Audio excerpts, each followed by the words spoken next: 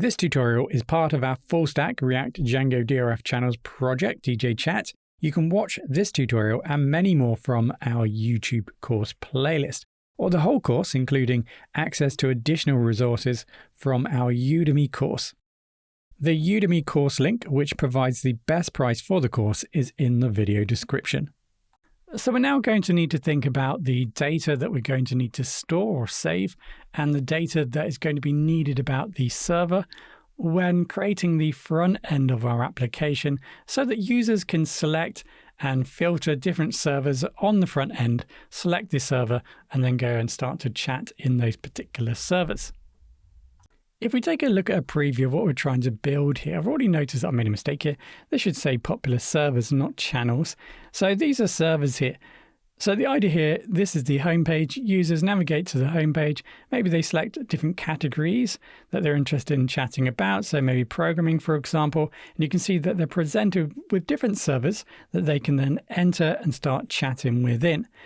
Now, what we need to do is just think about what data is needed in order to display this information in a coherent way to the user so they can understand what server they're selecting. And in addition to that, what other data is needed to store about this server so that the application will function correctly. Right, so let's get back into the project here. Let's go over to the server, and we're going to be building some models, so some tables. Right, so inside of here, we're going to now need to describe the tables that we want to build, or Django models that we need to develop. So we're going to need to decide names of tables and the fields that we want to store information about the particular server or thing, object that we're building a table for. Now, of course, we could go through a normalization process here. We could start to draw out some of the data, write it down, maybe make some lists of some fields or data that we're going to need to store about this server or associated features that we want to build for displaying servers. But we saw in the preview, in actual fact, that there was a category. So we associated servers to categories to make it easier for users to find the particular server that they want to start chatting within. So let's create a new table to store information about the categories. So here we're going to create a new class, category, so always singular, and we're going to extend from models.model so that we can start to build some of the fields inside of this new Django model. Right, so we have that, and in addition to that, we're going to need to store information about the server, right? So let's create a new class called server, same process, model. Okay. So now we need to think about what type of data we want to store about these two associated, or these two new tables, or two new objects or things we want to store information about. So the most obvious thing here in category is going to be name. So here we need to define the field. So we're creating a new field for this name. So child field, and then the default or the required parameter here, which is going to be max length. So we just needed to find the maximum amount of characters someone can provide a name, which is going to set to 100. You can specify whatever you like. So with this max length, you just need to think about, well, maybe forward thinking, what is the maximum length of a name that you want to allow users to provide? Now, this has some deeper ramifications because the length of the name, remember how data is displayed in your design. Sometimes you need to think about how this data is going to be displayed. So with a maximum length of 100, that's quite a lot of characters. So if you wanted to display that name within your design, potentially you need to think about how your design will scale and change in order to accommodate that length of name. There are, of course, many ways of handling long names in your design, but that's just an idea to think about. So we may at some point need to provide a description for the particular category. So we're going to also create a description. So this is going to be models dot, it's going to be a text field. So that's going to be a large amount of text. So we don't need to specify the length of that. So blank equals true. We're going to set blank equals true and null equals true. So that means that when a user or when the administrator maybe adds data to a new row in this table, we don't have to supply a description. So it's not going to be mandatory, whereas the name is going to be mandatory. So we cannot add a new row or record in this table unless we supply a name. Whereas here we specify blank and null equals true. So therefore, we don't have to supply this when we add a new record into the database. Now, something you might also want to add is some sort of icon for the category. We saw in the preview that there was some icons here for the different categories. That's something that we're going to talk about later in this section of the course. We'll do that separately.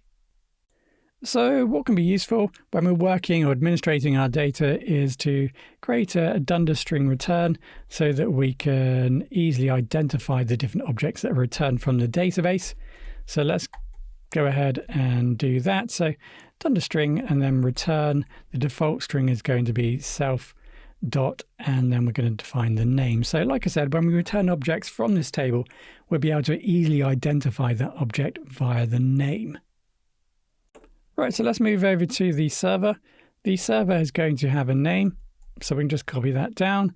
And then each server typically will probably be created by some user, or at least potentially we want to create functionality within our application so that users can build their own servers. So we're going to need to know who built that server potentially. So let's create a new field here called owner. And this is where the model that we created earlier, the user model, comes into play. So we're going to create a foreign key. So we're going to build a relationship from this field over to the user table that we created previously. Now we're going to bring that in via settings. So up the top here, we're going to need to, from Django.configuration, we need to import settings. So that's going to allow us access to the settings file. Now in the settings file here, remember at the bottom we defined the auth user model. So that's the model of our account or user model that we are going to provide some customizations much later. So here we can now just specify that. So I'm just going to type in settings dot, and then I can then go ahead and specify the auth user. Now remember, it's the auth user model, so you can just copy and paste that in. There we go. Now, typically you are going to need to supply an on delete. So what's going to happen when, for example, you were to delete a user? So what's going to happen to the data in the server? Because we're building a dependency between this field here and the user, if we were to delete the user, then this field will then become blank. So we need to tell Django what to do to this record if, for example, the user is deleted. So for now, we're going to supply an on delete. On delete equals models dot, and then there's a few options. Now you can go ahead and check out the Django documentation for this. I'm going to use Cascade. So I'm going to make the assumption that if a user were deleted from the system, then that server which is connected to that user will also be deleted. Now, if you think about that in a business perspective or functionality of our application, maybe that's not the best thing to do, because maybe a user was banned and so their user was deleted. Now, if they have quite a big server, and it's just a case that the user was deleted for some particular reason, some sort of offense, the server might want to be maintained. So by deleting the user and then the server, maybe that's not the right approach to take. So that's just something to think about. What's probably useful is if you have a look at the on delete and just familiarize yourself with the different options there so that you can make the right decision, or the system can make the right decision. Should a user be deleted, what should happen to this record in the database in the server table? Right, so with that in place, and user, I think that's pretty much everything we want there. So we can also add a related name. So this is going to make it easier for us to work with this relationship when we're building queries. So we're going to give this a name, and then we can use that name in the queries to make it easier for us to work with this relationship. So that's the related name. So we're going to call this server. That's the name of the model. And then owner, that's the name of the field. That's typically how I try and create the related names. It does make it nice and descriptive, and it makes it easier for you to understand and identify where that is coming from, or helps you identify when you create the query what you should be using in terms of the related name. Okay, so I am summarizing and making the assumption you may have some prior knowledge of databases. Let me just move that across. There we go. So there's obviously a relationship. I say obviously, in my opinion, there's obviously a relationship between server and category. So we need to work out what type of relationship there is between server and category. Well, each server will be related to a category. Now we need to decide whether this server is related to one category or many. And I'm making the decision here in this project that the server is only going to be related to one category. So what we have here relationship-wise is one server is connected to one category. Okay, so what's the relationship between category and server? Well, for one category, it might be related to multiple servers. So what we have here is a one-to-one relationship between server and category, and then between category and server, we have a one-to-many. So that's how the relationship works here between these two models. So to summarize, the one-to-many here represents a connection that requires us to build a foreign key from the server to the category, because we have a one to many. So the many side is going to have this foreign key. If, for example, we were going to say that the server was related to multiple categories, well, the many side is then in the category, so potentially we needed to add a foreign key here. But in this relationship, we have a one-to-one over from server to category and a one-to-many to server. So therefore, we're going to need to build a foreign key from the server to the category so that we can associate categories to servers. Right, so let's go ahead and do that. Category equals models.foreign key. And then we need to define the model, which is category. And then same again, we're going to need non-delete equals. So we're going to stick with, we're going to stick with Cascade for now. Typically try and utilize, well, I say typically, normally you would have some sort of specifications to work with to make it easy for you to understand what it is you need to build there. So let's call this server category. But we can, like I said, the documentation will provide a number of different options here. And there are some options that basically prevents you from deleting. So in this case, if we were to delete a category, we're also going to delete all the fields associated with that category. Now, imagine here a situation where you accidentally delete a category, and that category is associated to, say, 500 servers. You're going to, in this scenario, using Cascade, delete all of those servers associated to that category, and that is something you typically potentially don't want to have. So here you might want to use, for example, protect, which is going to protect that from happening. So if you accidentally delete a category, it's not going to delete all the servers. It's not going to allow you simply to delete that category until you remove all the servers that are related to that category that you're trying to delete. Okay, so we might also need some sort of description. So I'll just copy that down. Now you can add, we can use a character field if you want and define a max length. Here I'm just, it's probably better, isn't it, to do that? Natural fact. So let's change this to a character field. And then we're defining, what we're going to need there is null true rather than blank. So let's go ahead and define the max length equals, let's go for 500 or maybe 250 or 245. However, whatever you like. And then null equals true. So similar scenario again, we're providing null equals true. So in Django models, this is an argument that can be passed into the field, indicating that it can set the value of none in the database. So whenever we save a description for a server, we don't need to pass or supply it. Right, so we've got description. So let's go ahead and now think about, well, members. So each server is going to have some sort of member. So you're going to accumulate members in your server. So we're going to need a way of storing that information. So let's go for member equals, and here we're just going to be utilizing the same code, I think, as what we did earlier. So we have an owner, and what we can also do is define a member, or can we?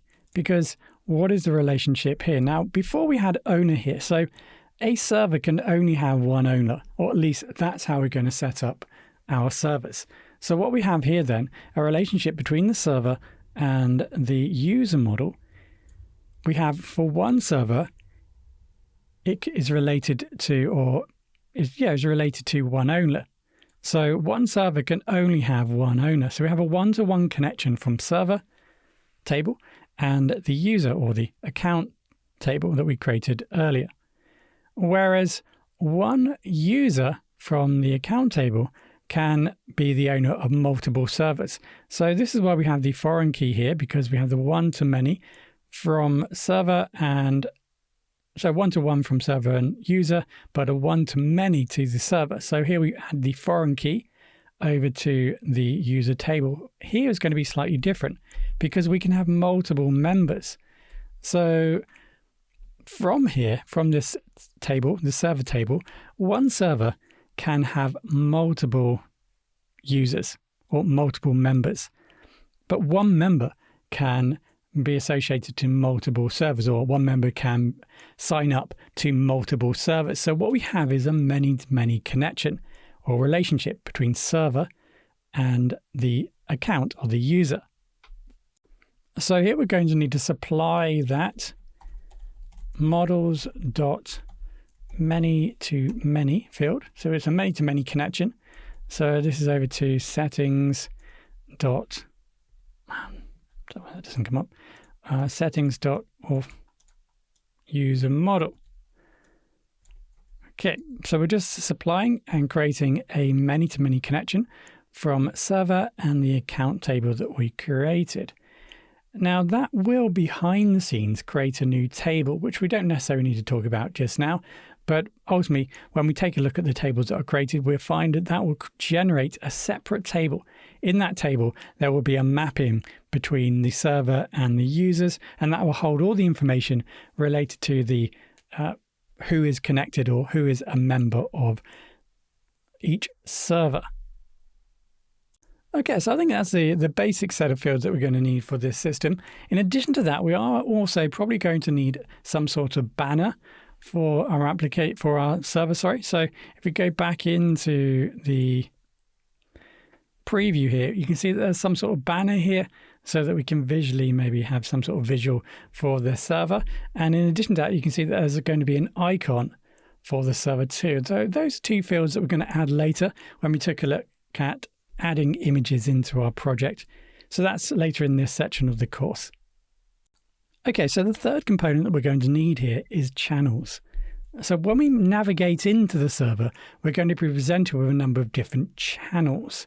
So if I move into a server here, you can see we've got multiple channels here. So the idea is that the user can select the channel they want to start talking within.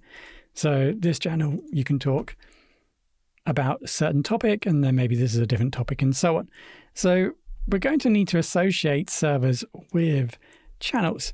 So we're going to create a new model for this because we're going to store the channels in a separate table. So models.model. And now we're going to need to pass in or set up some different fields that are going to be needed in here. So the first thing, probably more obvious, is going to be the name. So it's going to need some sort of name, and it's going to need some sort of owner potentially. Now I'm going to set it so that whenever someone creates a new channel, we record who created that channel. Now I try to make this in a flexible way because in your instance, in your scenario, that might not be the case, of course. So you can remove that if that's something you don't want, or if that isn't a specification that you want to follow for your particular build. So I think that's good for auditing the server and channels to understand who actually created the channel. Right, so in addition to that, there may be some sort of topic So each channel may have some sort of topic description. So we'll just go ahead and create that. So we're just going to need to specify the max length there. So topics probably aren't going to be too long. So we'll specify 100 characters maximum. And then we are then going to need to relate the channel to the server. Because remember, the server does have a relationship to the channel because there are channels related to servers. Or should I say, each server has multiple channels. So let's build a relationship. So we start from server, for example. So one server will have multiple channels, okay? And then one channel will be associated to one server. So one to many, and then one to one, that way around. So because this has the many, then this is where the foreign key is going to go.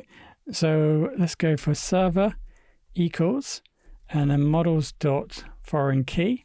So we're going to set up a foreign key. So we're going to need to specify the server name, the model. And then we just need to specify on delete. So again, we need to determine what we want to do here. I'm going to just specify models.cascade for now. And then you can go ahead and create a related name. So again, I'm going to use the name of the model underscore, then the name of the field. Right, so with that in place, I think that's pretty much everything we're going to need there. So something that we can do, just replicate, just use the dunderstring method on both the server and the channel. Something you might want to consider at this early stage is, how is data going to be stored in the database? How is it going to be presented in the database? So, for example, do you want to store everything in lowercase? Is that going to make it easier for you to work with that data throughout the system on the front end and at the back end? Maybe that's important too. So what we're going to do here is we're just going to override the save method. So the save method is a built-in method into the model, which then defines, well, how the data is saved, shall we say. So we can override this. So we can just pass in args and quarks. So we're just simply going to override the save method here and add a new feature. So whenever we save anything into this model, into this table in the database, we're going to perform an additional task. So we're going to grab the name, and then we're going to say name dot, just use lower. So it doesn't matter how someone enters the data in the form to save it into this table. This name will always then be processed into lowercase and stored into the database in lowercase. So we always know how that data will be presented back to us when we extract it from the database, so we can work with it accordingly. So we'll just go ahead and super channel self.save args and quarks. Okay, so that's basically just going to create the name in lowercase, or it's going to process the name when it's entered into the database and just make it lowercase. So in short, what we've done here is we've created a custom save method, which allows us to modify the instance before it's saved to the database. So if we wanted to start to build some data for this set of tables, like I said previously, we are going to be adding some additional fields, but let's just familiarize ourselves with the basics of working with models. So once we've built our models, we're going to need to migrate. What that simply means is the process of taking this code, and Django will then convert that into SQL and actually create the tables in the database. So let's just go through that process. So let's just check where we are. We need to make sure that we're in the same folder as the manage.py so we can run make migrations. Now this is going to be a process which is going to also check our code to make sure that it's correct. And you can see here that it looks like we've got a problem. So you can see that's going to be nicely indicated to us that there is a problem. And you can see we have a reverse name for server.server owner. It clashes with the reverse name for server channel owner, which is really useful to know. So let's take a look at what the problem is here. So we have server category, server owner. So you can see here that we have two related names, server owner and server owner. And that's because of a mistake we made because we copy and pasted the code down. So in actual fact, that should say channel owner. So I think that's pretty much going to solve that little issue there. So let's just give that a go again. And you can see this time it was successful. Although it says create model, we haven't actually created anything here. What we've done is we created a file. If we go into migrations and server, we can actually see this file, which is prepared and ready to be run by Django to actually create the tables that we've defined in our models file. So now we can go ahead with that successful. We can run migrate. That's actually now going to take this file and actually migrate, actually create the SQL code, which is then going to be populating the database with the new tables.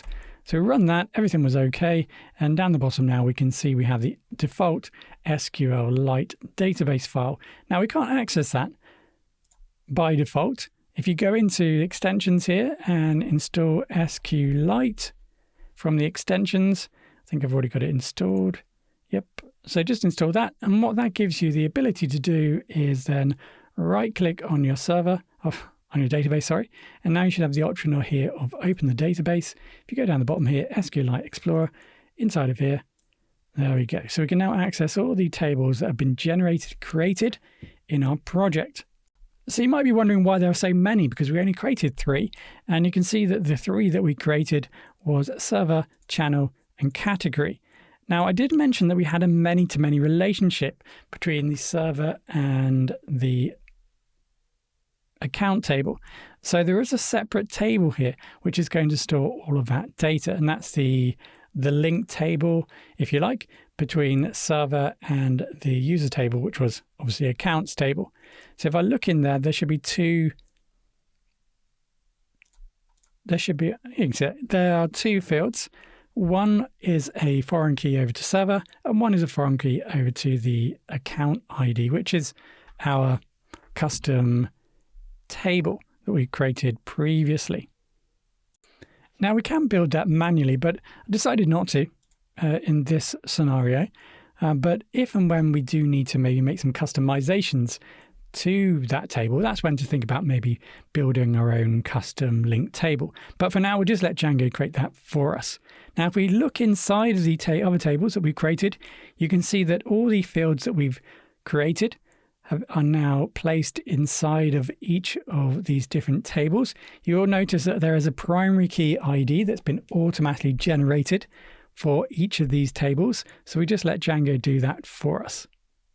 If you're new to primary keys, the primary key is a unique identifier. So we're going to be able to utilize this ID, which is unique throughout the whole table, to us to uniquely identify different rows, different servers in this case, inside of that table. Again, if you are familiar with databases, building databases SQL, you can define that yourself if you want to in the model, but otherwise just Django creates that for us automatically. So we now have a set of tables. You'll notice in the migrations, there's a migration file, which we know about. So we need to keep that there. We can't delete that. That's important. So that's like a history, if you like, for Django to determine all the different changes that have happened in your models. So we need to keep that there. Right. So what we might want to do now is start to add some data into our table. So if we go into admin here, what we can do, Django comes with an admin site that we can access. So if we go ahead and from .models, let's import. So from the models file here, we're going to import the information about channel, server, and category. So we need that information then to run admin.site.register. And then what we're going to do is we're going to register these models onto the Django admin site. So we're going to be able to actually administrate, add data, remove data, and so on from these tables directly from the admin site. And this can just save us a little bit of time if we're working on a small scale project like this to quickly add some data into these tables. It prevents and avoids us from having to kind of go into the terminal and know a little bit about SQL and start to generate data in that way. Right, so with that in place, we can now go ahead and run the server again. So we run the server. The port is already in use. I already have an instance running. Let me just try that again. Okay, right, so we now have our server running, so let's take a look. So you need to go into the browser, type this in. That should take you to the home page. Apologies if I keep saying this and that. I can see that you can't see my mouse. But if I just type in what was displayed in the terminal, and then at the end I type in the word admin, that should take you to the admin site. Now we are going to need an admin user. I forgot about that. So let's just close down the server, Control and C. Let's get back into terminal. We're going to need to type in manage.py and create super user. So that's going to allow us to create a new user. I'm going to call it admin. I'm not going to type in an email address. I'm going to type in the word admin here. You can't see it because it doesn't appear. Press enter, admin again, and we're told that it's not very good, but it's okay. Press Y, press enter, and then press up on the keyboard to run the server again. Okay, so the server's running again. Let's go ahead into admin and admin. Let's log in, and here we go. So we can now see the models. Now, what's important here is to understand the relationship, and maybe what I should have done was create a little diagram. But what's important here, because we have relationships between these tables, we are going to need to insert data specifically or in a specific order. So let's remember that we cannot add a new server unless there is a category, right? So this is a mandatory field. We haven't specified that it can be null. So category should relate to a category inside of this table. Now, if a category doesn't exist, we cannot make a server because we have this foreign key over to the category table here. So we're going to need to do this in order. We're going to need to create a category record first, and then we can create a server and associate it with a category. And then, of course, a channel. We cannot build a channel unless there is a server because we have this dependency here. So that's the order of play. We're going to need to build a category, a server, and then we can start to add channels. So over to categories. Let's go ahead and add a category. So I'm just going to call this cat1. Now I can't remember if we've created... Nope. So we specified that description wasn't required, looks like. So let's go back up here. Yep. So we set blank to true and null true. So we didn't need to add a description.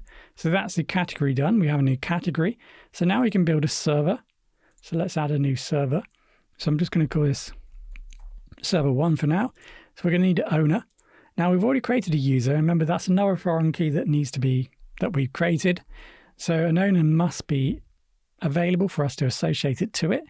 Then we have a category and then a description, which we don't need to include.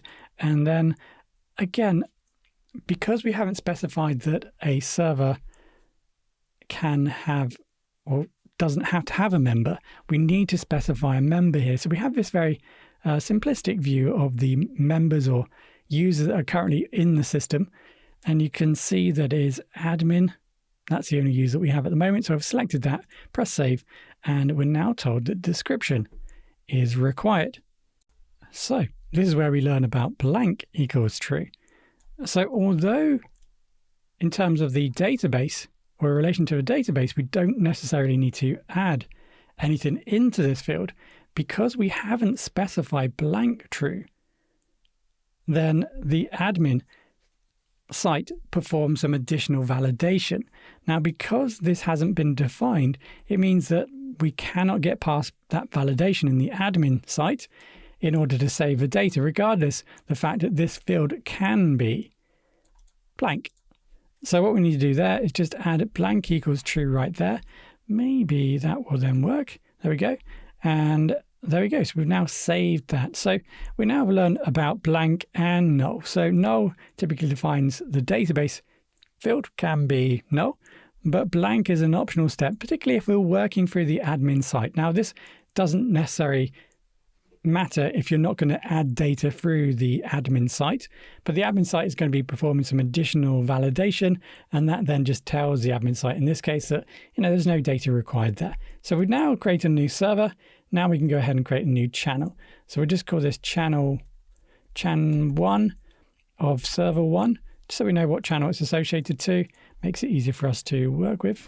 And then server 1, press save, and there we go. So we've now populated our set of models with some data. So we can go ahead, go back into SQL Explorer here, and we can go ahead and just check that out. So if I right click and show the table, it appears here, and you can now see the data that's been inserted into these tables, which is pretty handy.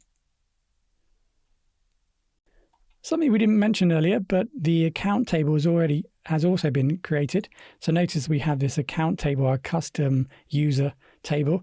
Maybe I should have called it user because I keep using the word user.